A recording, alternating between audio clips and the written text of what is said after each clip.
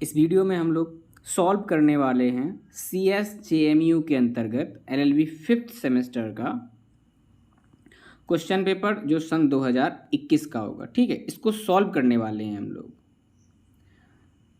और दोस्तों, अगर आपने हमारे चैनल को सब्सक्राइब नहीं किया है, आप चैनल पर नए हैं, तो आप प्लीज़ चैनल को सब्सक्राइब कर लीजिए, जिससे आगे आने वाले सभी वीडियो आप तक पहुंच सकें। क्योंकि हम लोग इस चैनल के माध्यम से प्रत्येक साल के जो क्वेश्चन पेपर होते हैं उनको सॉल्व करते हैं, या लास्ट ईयर के जो क्वेश्चन पेपर होते हैं उनको आपको बताते हैं कि लास्ट ईयर LLB में क्या आया है।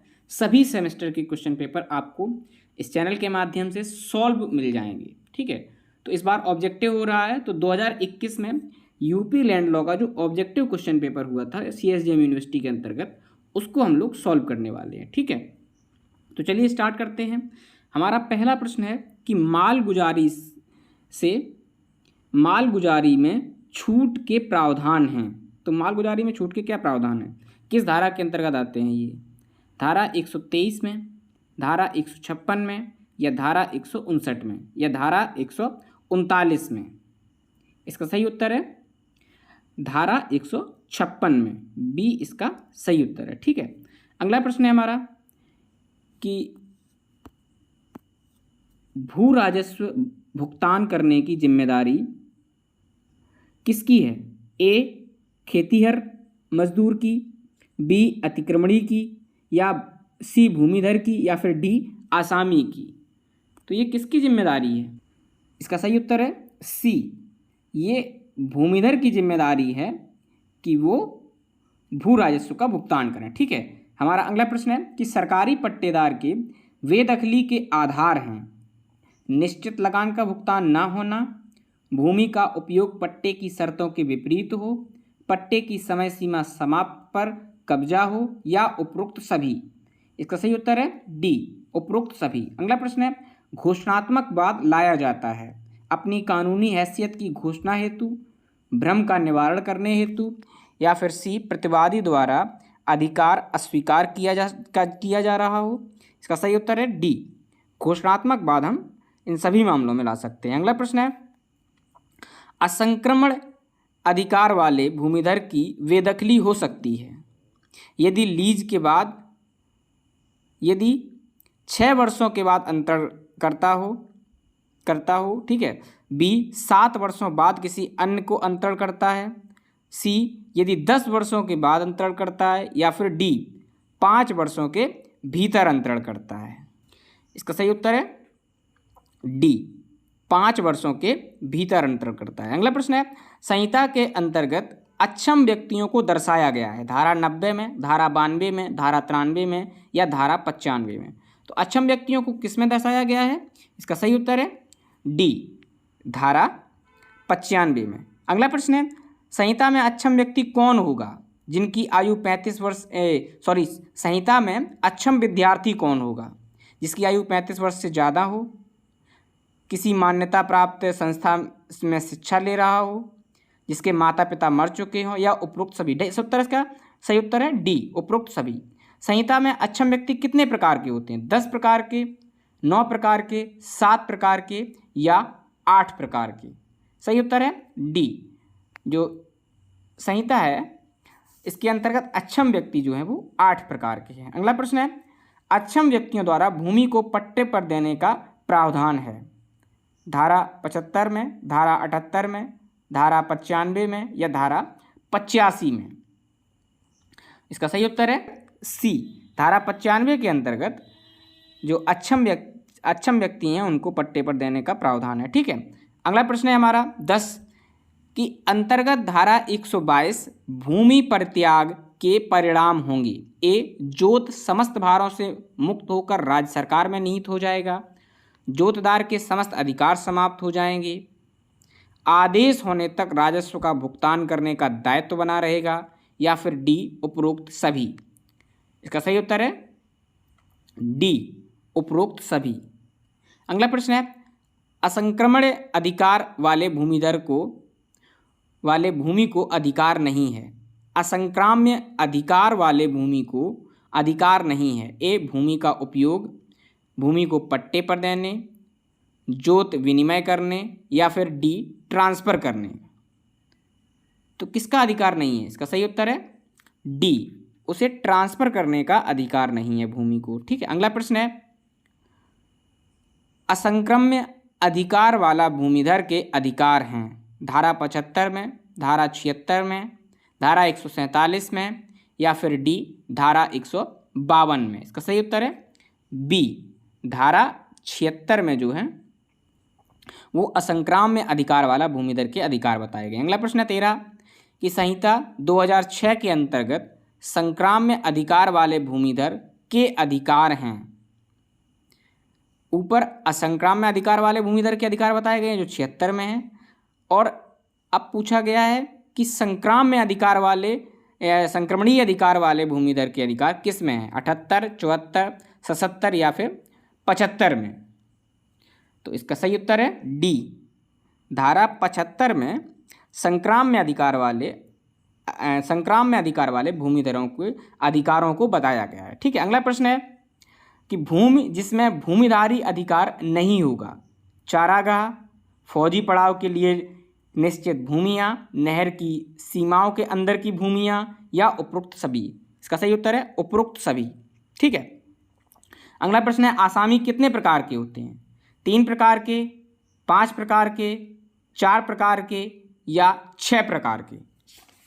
इसका सही उत्तर है 4 प्रकार के, सी नंबर, आसामी 4 प्रकार के होते हैं। ठीक है, अगला प्रश्न है, वर्तमान में जोतदारों की कितनी किस्में हैं? 3, 2, 4 या फिर डी उपरोक्त में से कोई नहीं। सही उत्तर है इसका सी, वर्तमान में जो जोतदार हैं उनकी कुल 3 किस्में हैं। ठीक है, अगला प्रश्न है 17 नंबर, अभिलेख अधिकारी की कौन सी शक्ति नहीं है? ग्रामों में सीमा चिन्हों का निर्माण, मरम्मत व नवीनीकरण करना, सीमा विवाद का निपटारा करना, नया अधिकार अभिलेख तैयार करना, या पूर्व के अधिकार अभिलेख को नष्ट करना। तो ये कौन सी शक्ति अभिलेख अधिकारी की नहीं है? इसका सही उत्तर है डी, कि पूर्व के अधिकार अभिलेख को नष्ट करने का अधिकार इनके पास नहीं होता है। ठीक है, अगला प्रश्न 18 नंबर, किसान वही संबंधित है जिले के अंदर स्थित समस्त जोतों का ब्यौरा, एक पुस्तिका में संकलित, संपूर्ण राज्य का ब्यौरा, संपूर्ण देश का ब्यौरा, या फिर डी रिहायशी संपत्ति का ब्यौरा। इसका सही उत्तर है डी, इसका सही उत्तर है ए, जिले के अंदर स्थित समस्त जोतों का ब्यौरा एक पुस्तिका में। ये है किसान वही। ठीक है, अगला प्रश्न है 19 नंबर, संहिता में अंतरण द्वारा दाखिल खारिज किन धाराओं में है? धारा 34, 35 एवं 36 में, धारा 33, 35 एवं 37 में, धारा 33, 37 एवं 38 में, धारा 31, 32 एवं 33 में। तो किस में दाखिल खारिज का प्रावधान है? कौन सी धाराओं में दाखिल खारिज का प्रावधान है? इसका सही उत्तर है ए, धारा 34, 35 और 36। दोस्तों, जो दाखिल खारिज का प्रावधान है वो 33 से स्टार्ट होता है, धारा 33 से, और जाता कहाँ तक है? जाता है ये धारा 36 तक। ठीक है, अब पहले वाले ऑप्शन में 33 नहीं है, लेकिन 34, 35, 36 हैं। दूसरे वाले में 37 एक ज़्यादा, 33, 35 में तो है लेकिन 37 में नहीं है। ठीक है, तो इसलिए पहला इसका सही उत्तर होगा। अगला प्रश्न है, उत्तर प्रदेश राजस्व संहिता में उत्तराधिकारी द्वारा दाखिल खारिज के प्रावधान किस धारा में है? कि जो उत्तराधिकारी होगा अगर वो दाखिल खारिज करेगा तो वो किस धारा के अंतर्गत आएगा? धारा 35, धारा 37, धारा 38 या फिर धारा 30? इसका सही उत्तर होगा धारा 33 में, डी जो है इसका बिल्कुल सही उत्तर होगा। ठीक है, अगला प्रश्न है, दाखिल खारिज का अर्थ होता है वार्षिक रजिस्टर में जोतदार के नाम का परिवर्तन, एक व्यक्ति का नाम खारिज होना, दूसरे व्यक्ति का नाम दर्ज होना, या फिर डी उपरोक्त सभी। सही उत्तर है डी, जो दाखिल खारिज होता है उसमें ये सब होता है कि वार्षिक रजिस्टर में जोतदार का नाम दर्ज किया जाता है, परिवर्तित किया जाता है, एक व्यक्ति का नाम खारिज किया जाता है, दूसरे का चढ़ाया जाता है। ठीक है, अगला प्रश्न है, किस बाद में इलाहाबाद उच्च न्यायालय ने यह अभिनिर्धारित किया कि नक्शे व खसरे की केवल उन्हीं गलतियों को ठीक किया जा सकता है जो लिपिक स्वभाव की हैं। ए शिवदास बनाम अन्य 1998। 2 हीरा तेली बनाम श्रीपति राय 1982। सी श्रीमती रेखा सिंह तथा अन्य बनाम उत्तर प्रदेश 1973।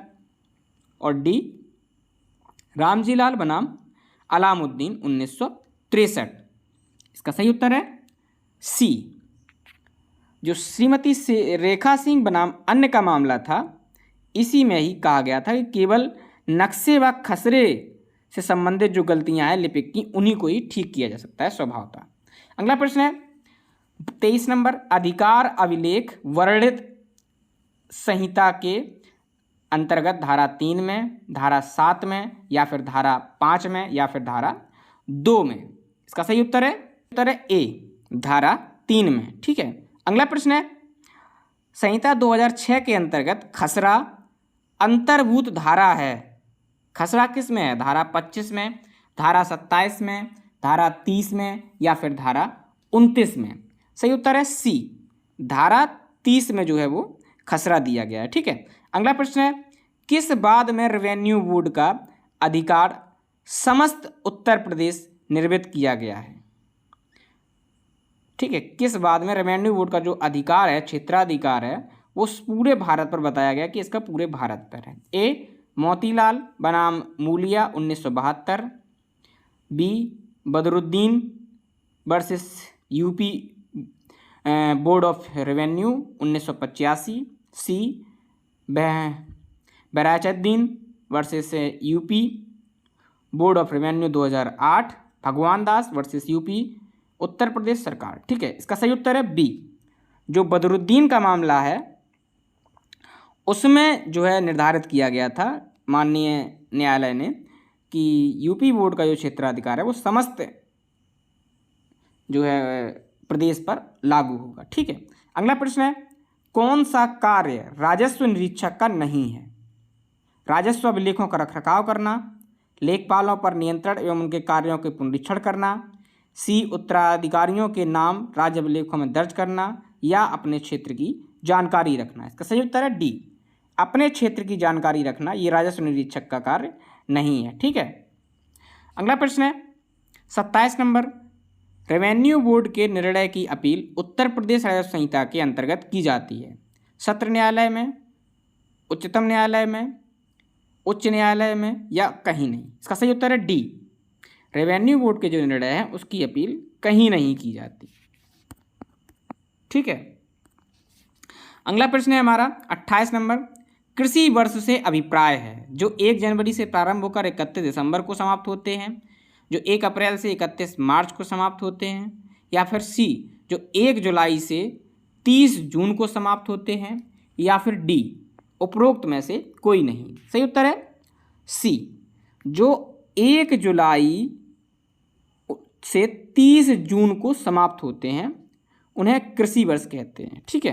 अगला प्रश्न है निम्नलिखित में से कौन राजस्व अधिकारी नहीं है? कलेक्टर, सहायक कलेक्टर, रेवेन्यू बोर्ड का सदस्य, या फिर तहसीलदार।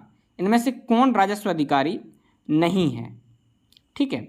इसका सही उत्तर है जो है वो रेवेन्यू बोर्ड का जो सदस्य होता है, सी नंबर ऑप्शन, वो राजस्व अधिकारी नहीं होता है। अगला प्रश्न है निम्नलिखित में से कौन राजस्व न्यायालय नहीं है?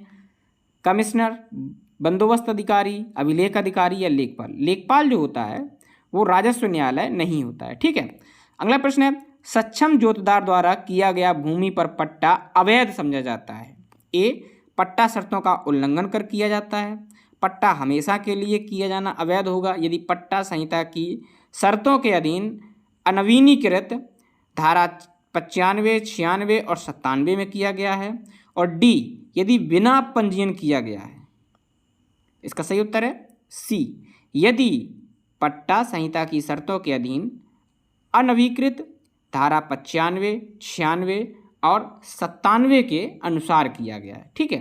अगला प्रश्न है 32 नंबर, कृषि का तात्पर्य है केवल कृषि कार्य करना, केवल बागवानी करना, या फिर सभी कृषि संबंधी कार्य, या केवल शारीरिक श्रम करना। तो कृषि का कार्य किससे है? इसका सही उत्तर है केवल कृषि कार्य करना। ए, केवल कृषि कार्य करना ही कृषि के अंतर्गत आता है। ठीक है, अगला प्रश्न है एकीकृत ग्राम फंड का उपयोग किया जाता है पैनल वकीलों को फीस और भत्ते के भुगतान के लिए, सार्वजनिक उपयोगिता की भूमियों के विकास पर किए गए कार्यों का भुगतान, या फिर सी अन्य कार्यवाही के संचालन तथा अभिलेख पर किए गए कार्यों का भुगतान, या फिर डी उपरोक्त में से कोई नहीं। तो जो फंड होता है एकीकृत ग्राम का उसका उपयोग किस में किया जाता है? इसका सही उत्तर है डी, इन सभी कार्यों में इसका उपयोग किया जाता है। ठीक है, अगला प्रश्न है खड़े वृक्ष भूमि के भाग समझे जाएंगे, यह उच्चतम न्यायालय द्वारा निर्मित किया गया। दोस्तों जो खड़े वृक्ष होते हैं उनको भूमि का एक अंग ही समझा जाता है, एक भाग ही समझा जाता है, लेकिन ये किस निर्णय में जो है न्यायालय ने निर्धारित किया था? ए शिव कुमार बनाम उत्तर प्रदेश राज्य 2008, बी शंकर बनाम मुन्नीलाल 1998, सी विजय सिंह बनाम धर्मेंद्र सिंह 1998, राणा सिंह अंबर सिंह बनाम इलाहाबाद बैंक लिमिटेड 1977। तो इसे किस मामले में निर्धारित किया गया था? इसका सही उत्तर है राणा शिव अंबर सिंह बनाम इलाहाबाद बैंक 1977, डी ऑप्शन इसका सही है। ठीक है, अगला प्रश्न है 35 भूमि प्रबंध समिति की स्थापना की गई राजस्व समिति 2006 के अंतर्गत, उत्तर प्रदेश भूमि अधिनियम 1900 सुधार एवं भूमि सुधार अधिनियम 1950 के अंतर्गत, उत्तर प्रदेश जूथ चकबंदी अधिनियम 1953 के अंतर्गत, उत्तर प्रदेश पंचायती राज अधिनियम 1947 के अंतर्गत। तो भूमि प्रबंधक समिति की स्थापना किसके द्वारा की गई? इसका सही उत्तर है डी उत्तर प्रदेश पंचायती राज अधिनियम के अंतर्गत इसकी जो है 1947 के अंतर्गत भूमि प्रबंधक समिति की स्थापना की गई। ठीक है, अगला प्रश्न है हमारा 36 नंबर उत्तर प्रदेश जमींदारी उन्मूलन एवं भूमि सुधार अधिनियम सुधार अधिनियम पूर्णतः समाप्त हो गया 10 दिसंबर 2006, 11 जनवरी 2016 से 11 फरवरी 2016 या 1 अप्रैल 2016। इसका सही उत्तर है सी 11 फरवरी 2016 से उत्तर प्रदेश जमींदारी उन्मूलन एवं भूमि सुधार अधिनियम पूर्णतः समाप्त हो गया, क्योंकि इसी दिन यूपी रेवेन्यू कोड लागू हुआ था। ठीक है, अगला प्रश्न है उत्तर प्रदेश राजस्व संहिता 2006 पूर्ण रूप से प्रभावी हुआ। तो कब प्रभावी हुआ था? 11 जनवरी 2006 से, 1 अप्रैल 2006 से, 12 दिसंबर 2016 से या 11 फरवरी 2016 से। तो किस दिन ये जो है पूर्ण रूप से लागू हुआ था? इसका सही उत्तर है 11 फरवरी 2016 से, क्योंकि जैसा कि हम लोग ऊपर भी देख चुके, तो इसी दिन से ये ऊपर वाला अधिनियम उत्तर प्रदेश जमींदारी एवं उन्मूलन एवं भूमि सुधार अधिनियम समाप्त हो गया था। ठीक है, अगला प्रश्न है असंक्रमणीय अधिकार वाला सीरदार को भूमिदार नाम दिया गया है। उत्तर प्रदेश भूमि विधि संयोजन अधिनियम 1970, उत्तर प्रदेश भूमि संशोधन अधिनियम 1954, उत्तर प्रदेश भूमि विधि संशोधन अधिनियम 1956 या उपरोक्त में से कोई नहीं। इसका सही उत्तर है ए उत्तर प्रदेश भूमि विधि संशोधन अधिनियम 1970। अगला प्रश्न है अधिनियम 1950 के अंतर्गत नई जोतदारी व्यवस्था के आदिवासी काश्तकारों को समाप्त कर दिया गया। 30 सितंबर 1953, 31 अक्टूबर 1954, 30 अक्टूबर 1954, 29 नवंबर 1956। इसका सही उत्तर है 30 अक्टूबर 1954, सी नंबर इसका सही उत्तर है। ठीक है, अगला प्रश्न है जमींदारी उन्मूलन एवं भूमि सुधार कार्य में पुनर्वास अनुदान की व्यवस्था की गई है। सभी को समान भुगतान, सभी को शुद्ध आय के बराबर, उनकी कुल आय के बराबर, केवल उनको जो 10,000 मालगुजारी देने वालों को अनुक्रमिक दर से भुगतान किया गया है। इसका सही उत्तर है डी केवल उन्हीं को जो 10,000 मालगुजारी देने वाले अनुक्रमिक दर से भुगतान किया गया है। अगला प्रश्न है जमींदारी उन्मूलन एवं भूमि सुधार अधिनियम के अंतर्गत नवीन जोतदारी व्यवस्था से पूर्व कितने प्रकार के जोतदार की व्यवस्था थी? तो जमींदारी उन्मूलन एवं भूमि सुधार अधिनियम जब लागू हुआ था कि नवीनीकृत, तो उससे पहले कितने प्रकार के जोतदार जो है वो जोतदारी व्यवस्था जो है लागू थी? इसका सही उत्तर है 14 किस्म की जोतदारी व्यवस्था उस समय लागू थी। ठीक है, अगला प्रश्न है हमारा, जमींदारी समाप्त कर जमींदारों को मुआवजा दिया गया उनकी स्वेच्छा से, उनकी शुद्ध आय के बराबर, उनकी शुद्ध आय के 8 गुने के बराबर या उनकी संपूर्ण आय के बराबर। इसका सही उत्तर है उनकी शुद्ध आय के 8 गुने के बराबर दोस्तों उन्हें मुआवजा दिया गया था। ठीक है, अगला प्रश्न है, निम्नलिखित में से कौन सी जमींदारी उन्मूलन एवं भूमि सुधार अधिनियम 1950 की विशेषताएं नहीं हैं? जमींदारी प्रथा की समाप्ति, मुआवजे का भुगतान, भूमि को लगान पर उठाने का अधिकार, नवीन जोतदारी व्यवस्था। इसका सही उत्तर है भूमि को लगान पर उठाने की जो है एक अधिकार है उसे वो एक जमींदारी उन्मूलन एवं भूमि सुधार अधिनियम का विशेषता नहीं है। अगला प्रश्न है, जमींदारी उन्मूलन एवं भूमि सुधार अधिनियम 1950 लागू हुआ 26 जनवरी 1951 से, 5 मई 1951 से 52 से सॉरी, इसके बाद 1 जनवरी 1952 से या फिर 1 जुलाई 1952 से। तो ये किस दिन से लागू हुआ? इसका सही उत्तर है 1 जुलाई 1952 से। डी इसका राइट आंसर है। ठीक है, अगला प्रश्न है हमारा, जमींदारी उन्मूलन समिति के विषय थे। ए, जमींदारी प्रथा के उन्मूलन का सिद्धांत स्वीकार करना और जमींदारों के अधिकारों का अर्जन के लिए मुआवजा का निर्धारण करना, जमींदारी उन्मूलन जोतदारी व्यवस्था का मूल सिद्धांत निर्धारण, नई योजना बनाना, और डी उपरोक्त सभी। सही उत्तर है इसका डी उपरोक्त सभी। जमींदारी उन्मूलन जो समिति थे उसके ये सभी विषय थे। ठीक है, अगला प्रश्न है हमारा, जमींदारी उन्मूलन हेतु विधानसभा में प्रस्ताव रखा गया था। तो विधानसभा में कब प्रस्ताव रखा गया? 8 अगस्त 1946, 10 अक्टूबर 1947, 1 सितंबर 1946 या फिर 1 नवंबर 1945। इसका सही उत्तर है 8 अगस्त 1946 को। ठीक है, अगला प्रश्न है, यूपी काश्तकारी अधिनियम 1939 पारित किया गया काश्तकारों की दशा सुधारने के लिए, आगरा और अवध प्रांतों की भूमि का एकीकरण करने के लिए, जमींदारी समाप्त करने के लिए या फिर डी उपरोक्त सभी। तो जो यूपी काश्तकारी अधिनियम 1939 से किसके लिए पास किया गया? सही उत्तर है इसका बी, आगरा और अवध प्रांतों की भूमि का एकीकरण करने के लिए। ठीक है, अगला प्रश्न है, आगरा टेनेंसी अधिनियम पारित हुआ वर्ष 1951 में, 21 में, वर्ष 1903 में या वर्ष 1926 में या फिर वर्ष 1929 में। इसका सही उत्तर है सी, आगरा टेनेंसी अधिनियम जो है वो सन 1926 में पारित हुआ। अगला प्रश्न है, अवध रेंट संशोधन अधिनियम पारित हुआ 1926, 1921, 1903 या 1901। इसका सही उत्तर है अवध रेंट संशोधन अधिनियम 1921 में पारित हुआ। इसका बी जो है वो राइट आंसर है। ठीक है, अगला प्रश्न है हमारा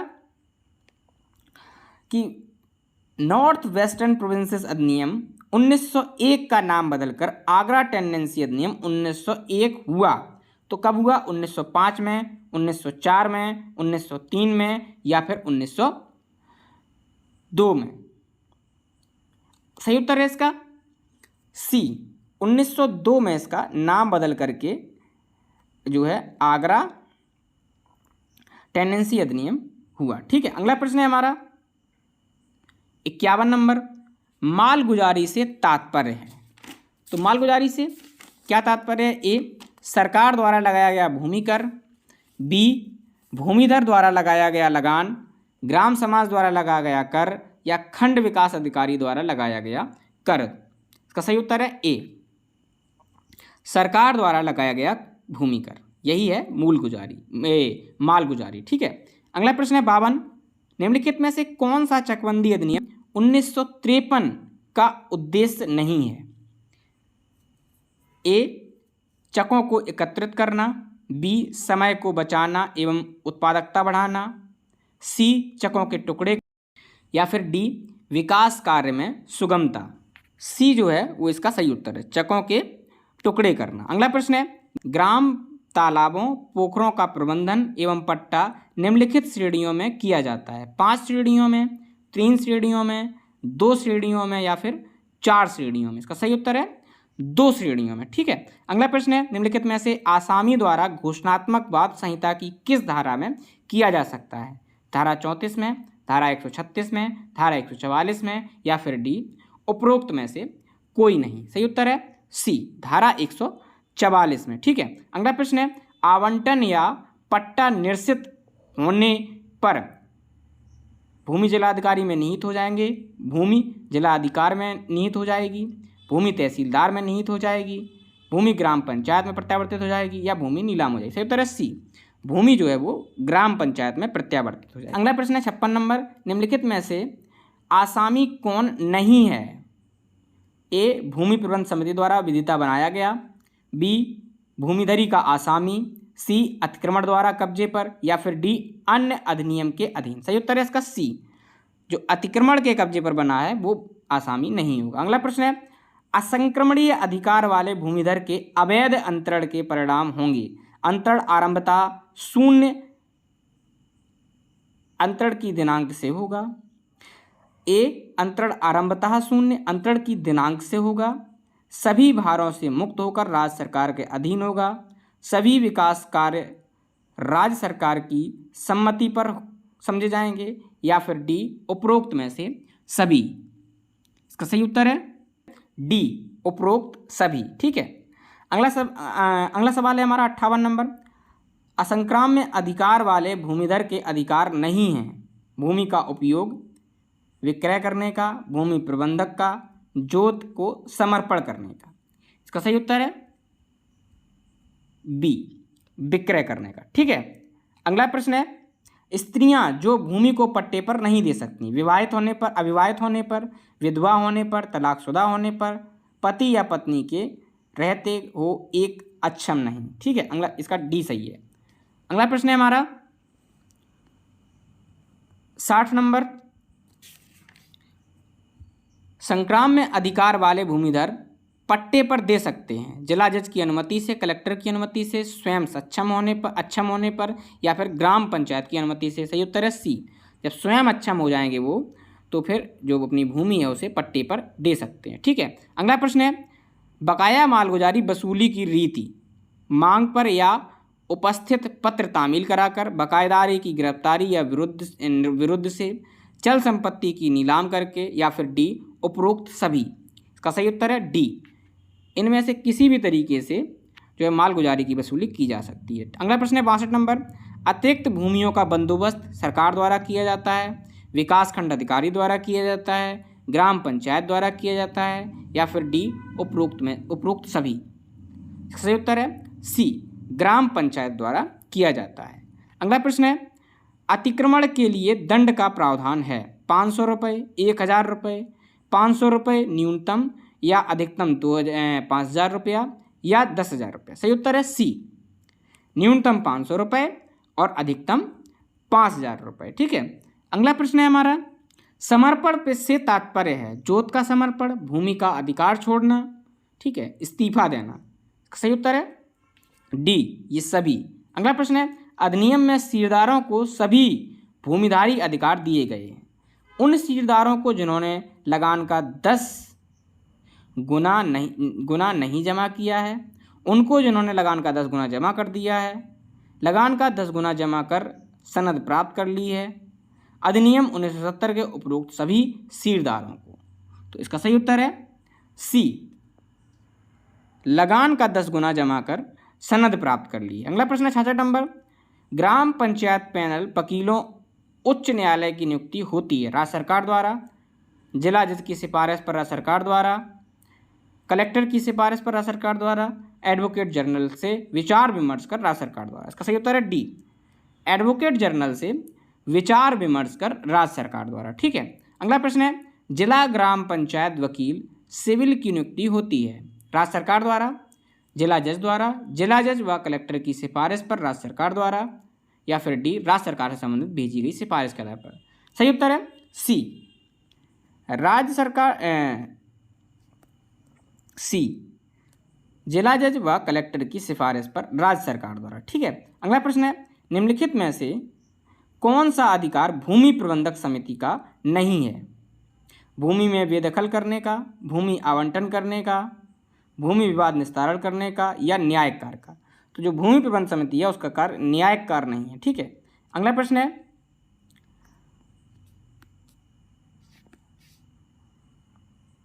न्यायिक कार्य नहीं है। ठीक है, अगला प्रश्न है हमारा 69 नंबर, भूमि प्रबंध समिति के कार्य होते हैं भूमि का प्रबंध करना, जोत चकबंदी में सहायता करना, आवंटन के पश्चात आवंटी को आवासीय स्थान स्थल पर कब्जा देना, या फिर डी उपरोक्त सभी। तो भूमि प्रबंध समिति के इनमें से क्या क्या कार्य होते हैं? इसका सही उत्तर है कि ये सभी कार्य उनके होते हैं।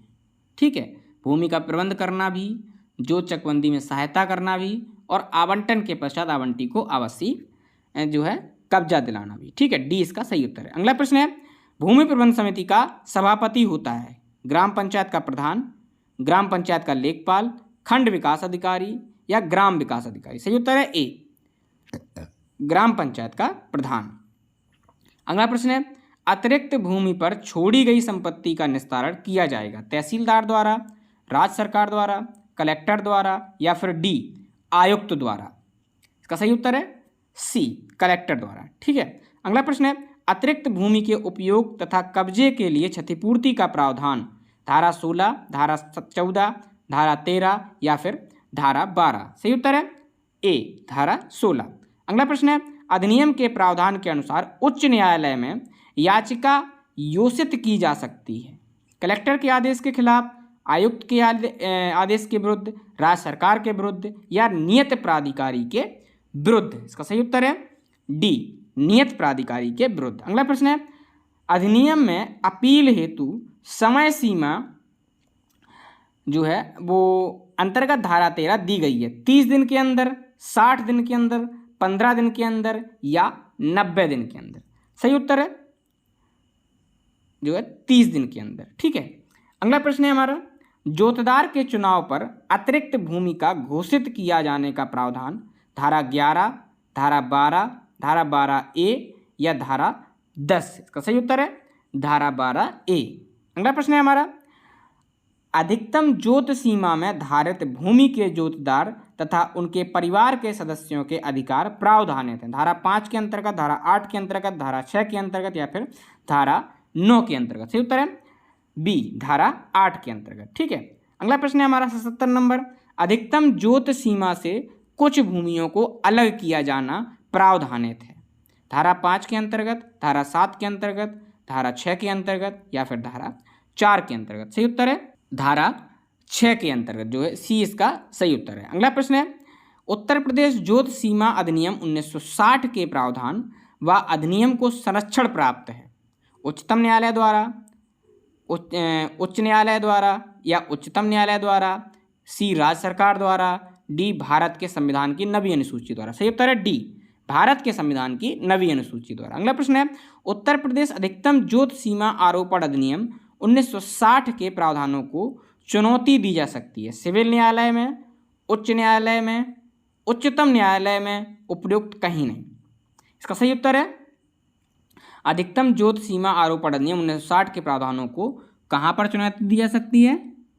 इसका सही उत्तर है डी, उपयुक्त में से कोई नहीं, इसको कहीं चुनौती नहीं दी जा सकती। ठीक है, अगला प्रश्न है, उत्तर प्रदेश अधिकतम जोत सीमा आरोपण अधिनियम 1960 लागू हुआ था ए ऑन 5 सितंबर 1960, ऑन 19 सितंबर 1960, ऑन 3 सितंबर जनवरी 1961, ऑन 1 अप्रैल 1961। सही उत्तर इसका सी, ऑन 3 जनवरी 1961। ठीक है, अगला प्रश्न है हमारा, उत्तर प्रदेश जो अधिकतम जोत सीमा आरोपण अधिनियम की उद्देशिका है जोतदारी की, भूमि की सीमा नियंत्रण, समान जोतदारी व्यवस्था को लागू करना, सी भूमि का सार्वजनिक प्रयोजन में अधिकतम प्रयोग किया जाना या फिर डी उपरोक्त सभी। इसका सही उत्तर है डी, उपरोक्त सभी। अगला प्रश्न है, पुनरीक्षण शक्ति नहीं है तहसीलदार को, आयुक्त को, कलेक्टर को या अभिलेख अधिकारी को। तो पुनरीक्षण की जो शक्ति है, जो revision power of revision is not, किसके पास नहीं है पावर ऑफ रिवीजन? ए, तहसीलदार के पास। ठीक है, अगला प्रश्न है हमारा, अपील का मियाद काल होता है 30 दिन, 60 दिन, 90 दिन या फिर 15 दिन। सही उत्तर है ए, 30 दिन। 30 दिन के अंतर्गत आप अपील कर सकते हैं। अगला प्रश्न है, भू राजस्व न्यायालय के अंतर्गत अपीलेंट न्यायालय हैं अभिलेख अधिकारी, कलेक्टर, कमिश्नर, उपरोक्त सभी। इसका सही उत्तर है उपरोक्त सभी। ये सभी जो है वो अपीलेंट न्यायालय हैं। अगला प्रश्न है, आदेश से में गलती या चूक को सही करने के लिए समय सीमा है 60 दिन के अंदर, 90 दिन के अंदर, 30 दिन के अंदर, या फिर आदेश के 15 दिन के अंदर। सही उत्तर है इसका बी, आदेश के 90 दिन के अंतर्गत आप जो है सही जो गलती है उसको सही कर सकते हैं। अगला प्रश्न है, नोटिस तामील करने का ढंग पंजीकृत डाक द्वारा, भेजकर, फोन सूचना द्वारा, संबंधी को सूचना देकर, या दूरदर्शन। तो इसका सही उत्तर है ए, आप केवल पंजीकृत डाक के माध्यम से ही जो है नोटिस तामील कराएंगे। अगला प्रश्न है, अभिलेख अधिकारियों को आदेश का महत्व होता है। अभिलेख अधिकारियों के आदेशों का महत्व होता है। अधिकार अभिलेख के सब इंद्रजाल सही माने जाएंगे जब तक अन्यथा साबित ना हो। अभिलेख अधिकारी के सभी आदेश राजस्व न्यायालय पर बाध्यकारी होंगे। दोनों ए और बी, या फिर डी। सही उत्तर है सी, ए और बी दोनों। अगला प्रश्न है, अभिलेख अधिकारी के कार्य होते हैं सीमा चिन्हों का निर्माण करना, सीमा विवाद का निपटार करना, या नया अभिलेख तैयार करना, या फिर डी उपरोक्त सभी। इसका सही उत्तर है डी उपरोक्त सभी। अगला प्रश्न है, खसरा में होते हैं 22 खाने, 21 खाने, 24 खाने, या फिर 20 खाने। सही उत्तर है ए 22 खाने। खतौनी तैयार की जाती है ए 6 वर्ष, बी 5 वर्ष, सी 4 वर्ष, या फिर डी 10 वर्ष। सही उत्तर है ए 6 वर्ष में खतौनी तैयार की जाती है। अगला प्रश्न है, सीमा घोतक चिन्ह संबंधित हैं सीमा और बंदोबस्त चिन्हों का होना, सीमा विवाद को निपटाने में मदद, यह खसरा का भाग है, या फिर डी उपरोक्त सभी। तो सीमा चिन्ह किससे संबंधित हैं? इसका सही उत्तर है डी उपरोक्त सभी से। अगला प्रश्न है, लेखपाल द्वारा रखे जाने वाले कागजातों की तादाद क्या होती है? कितने कागजातों को लेखपाल अपने पास रखता है? सही उत्तर है 21, 22, 23, 25। सही उत्तर है बी 22। ठीक है। अगला प्रश्न है, लेखपाल के कार्य हैं तहसील में उपस्थिति, रजिस्ट्रार कानूनों को सूचित करना, विपत्ति की सूचना देगा, या फिर डी उपरोक्त सभी। सही उत्तर है इसका डी उपरोक्त सभी।